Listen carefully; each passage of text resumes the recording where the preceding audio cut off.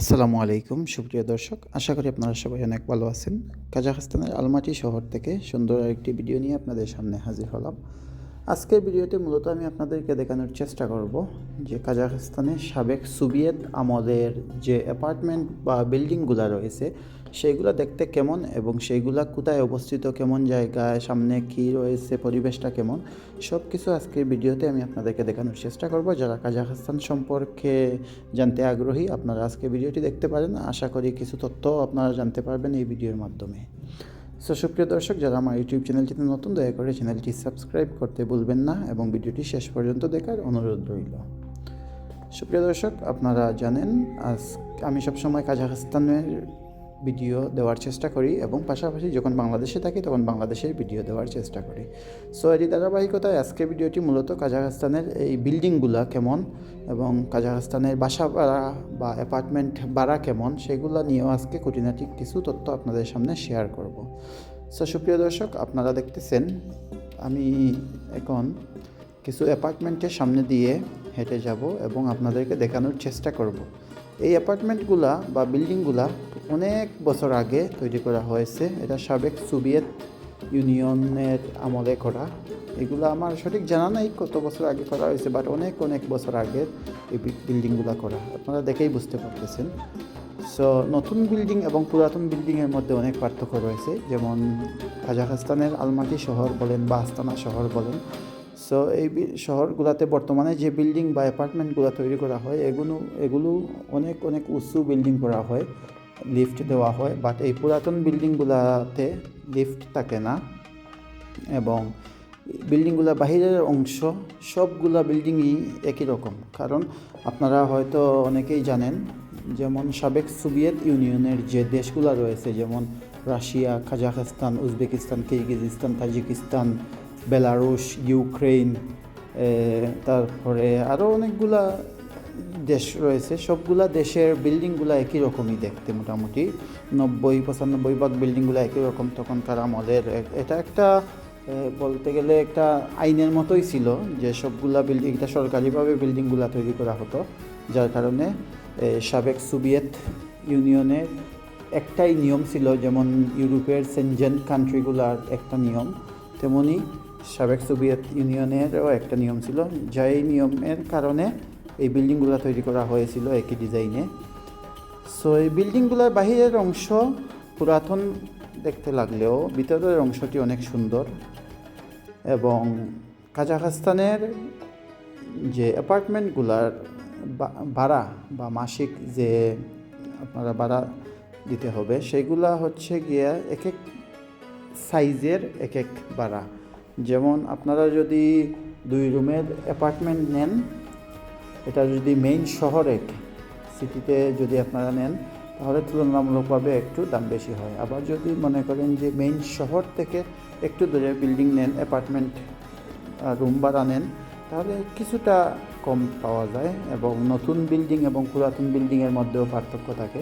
যেমন নতুন অ্যাপার্টমেন্টের ভাড়াটা একটু বেশি হয়, পুরাতন অ্যাপার্টমেন্টের ভাড়াটা একটু কম হয়।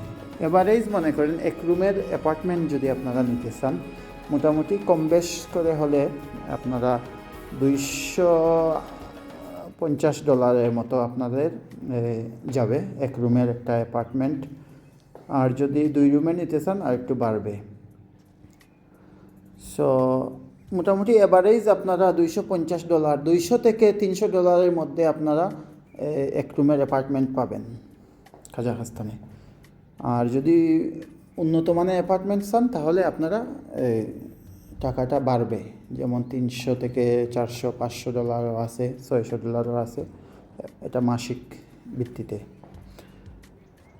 এবং আপনারা দেখতে পারবেন বর্তমানে আবহাওয়াটা অনেক সুন্দর। কাজাখস্তানের আবহাওয়া এখন স্প্রিং, সামনের দিকে সামার টাইম শুরু হবে এবং এই সামার টাইমে আসলে আমি ব্যক্তিগতভাবে আমি প্রায় 7 বছর যাবৎ কাজাখস্তানে আছি এবং ব্যক্তিগতভাবে আমি স্প্রিং, সামার এই 2টা সিজনকে অনেক বেশি পছন্দ করি। কারণ শীতের সময়টা আমার জন্য আনকমফোর্টেবল বা এটা আরামদায়ক একটা আবহাওয়া না, বাট তবুও আমাকে জীবনযাপন করতে হয় এই আবহাওয়ার মধ্যে। আমি না, যারা এইসব দেশে থাকে বা ইউরোপে যারা থাকে, এটা মানিয়ে চলতে হয় আবহাওয়ার সাথে। বাট এই সময়টাতে স্প্রিং বা সামারে আবহাওয়াটা গরম থাকে এবং পরিবেশটা অনেক সুন্দর দেখতে। যেমন আপনারা, আমি সব ভিডিওতে বলে থাকি যে কাজাখস্তানের আলমাটি শহরটা একটা প্রাকৃতিক একটা শহর, এবং এই শহরের মধ্যে আপনারা যা কিছুই দেখবেন একটা সম্পূর্ণ প্রাকৃতিক। যেমন এই অ্যাপার্টমেন্টগুলোর সামনে আপনারা দেখতে পারতেছেন বাংলাদেশের মতো প্রচুর গাছপালা রয়েছে, এবং অ্যাপার্টমেন্টে কাজাখস্তানের প্রত্যেকটা অ্যাপার্টমেন্টের সামনেই আপনারা বাচ্চাদের প্লেগ্রাউন্ড দেখতে পারবেন, এবং বড়দের জন্য আপনারা বিভিন্ন বেঞ্চ দেখতে পারবেন। এরপরে এক্সারসাইজ বা ব্যায়াম করার জন্য বিভিন্ন ইনস্ট্রুমেন্ট রয়েছে। এটা দেখতে পারতেছেন একটা পানির মেশিন, এখান থেকে পানি কিনে নেওয়া হয়। যেমন এখানে টাকা ঢুকালে বা মোবাইলের মাধ্যমে টাকা পে করলে আপনারা 5 লিটার, 10 লিটার, 20 লিটার, যত লিটার হিসাব পানি এখান থেকে আসে। সো কাজাখস্তানের নিয়মকানুনগুলো অনেক সুন্দর। এটা শুধু কাজাখস্তান না, ইউরোপের দেশ, বাহিরের দেশের বেশিরভাগ দেশেই আপনাদের আইন কানুন বা এরা পরিষ্কার পরিচ্ছন্ন থাকতে পছন্দ করে। যেমন আপনারা আমার ভিডিওগুলোতে দেখতে পারবেন যে রাস্তাঘাট কেমন সুন্দর থাকে। কিছু কিছু রাস্তা অপরিষ্কার থাকে, বাট বেশিরভাগ ম্যাক্সিমাম ক্ষেত্রেই আপনারা দেখতে পারবেন অনেক পরিষ্কার পরিচ্ছন্ন কাজাখস্তানের বিভিন্ন শহরগুলো।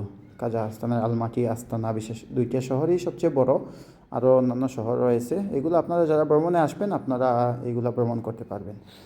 সো আপনারা এই অ্যাপার্টমেন্টগুলো ভাড়া করতে পারবেন মূলত অনলাইন থেকে। আপনারা ওয়েবসাইট আছে, OLX আছে, তারপরে Krisha.com আছে, সেগুলো থেকে আপনারা এই অ্যাপার্টমেন্ট ভাড়া নিতে পারবেন, বুকিং করতে পারবেন।